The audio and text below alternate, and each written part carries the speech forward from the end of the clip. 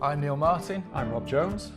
And you might be thinking, what on earth is gin and data and how do these two things go together? Well, let me tell you. We started off by wanting to bring you all the latest trends and technology in the data industry. And then we found that we had a resident gin expert in Rob Jones and thought, actually, what better excuse to have a drink and talk about data? So here we are.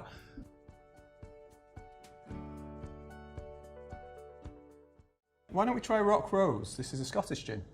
So this one's from Dunnet Bay, which is pretty much as north as you can get in Scotland, right on the northern tip of Scotland. So that's nice. 18 botanicals in this one. I think the last one had 10. And 5 of those botanicals they pick and forage locally. So really? It's very cool. One thing you should look out for as well with Rock Rose is they do seasonal gins. So they they're like kind of vintage gins. You go and get them, and that's it. They make them for that season, and then you'll never see them. And that's this one. This is the standard one. This is just the standard original gin. So it's much softer than the last one. So there's more berries in there. Yeah. It's more floral. Nice little bit of cardamom on the end of it. Really, really nice. We've put this time as a perfect serve. We've put mixed berries in there and some mints as well. One thing as well, when you get your mint, make sure you smack it before you put it in. It just breaks the cells down and lets some of it come out. But you should do that definitely. Definitely. Well, it's very nice. That I do agree. I like the I like the berries. I love the mint again. You can really taste those accompaniments with it. Very good gin. Yeah, I agree.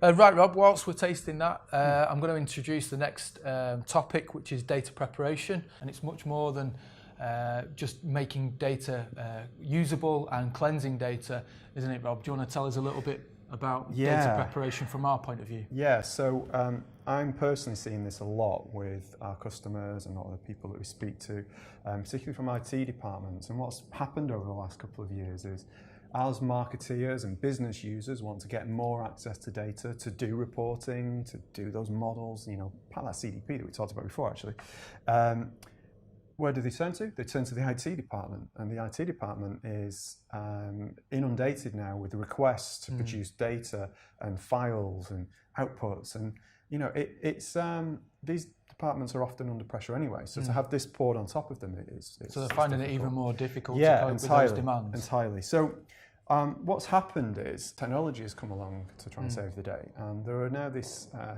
increasing number of tools which we call data preparation. Yeah. And even some of the BI tools that they're using, so things like Click and Tableau, it's like Microsoft and things like that. Yeah. Excel and things that some people use as their analysis tools. They've got inbuilt data preparation tools, but they're not very good. And also they restrict that data to that application. So they become siloed out in the business. Yeah. So what's occurred is kind of independent data preparation tools have been developed and launched, and they're getting really sophisticated now and really good. I think it's a topic which helps business users and it helps IT departments. But the things you should look out for really in terms of data preparation tools is, one, they must be self-service. Yeah. So it's no point just having a fancy tool that the IT department has to drive anyway. Yeah. So make sure that they're self-service, and that allows you to then federate the kind of access to it. And that's really important because you need governance. So as a data professional, as an IT professional, then you've applied all of these business rules and data quality rules to the data. Maybe you've even got into master data management. You don't want to lose that and suddenly let people loose on data. Yeah. And there's 2 reasons why people need data preparation. They might want to load data to, say, your data warehouse and then access it again. Or they might just want to access a view from your data lake or your data warehouse or your CDP. So in both cases, you need to make sure that your data governance is in place so that the data that goes out or comes in meets certain standards. Right. And in terms of when it's going out, one of the really key things is around security. So you don't want to let people have access to data that they have no business having access to. So again, it's all about this kind of federation and governance around the data.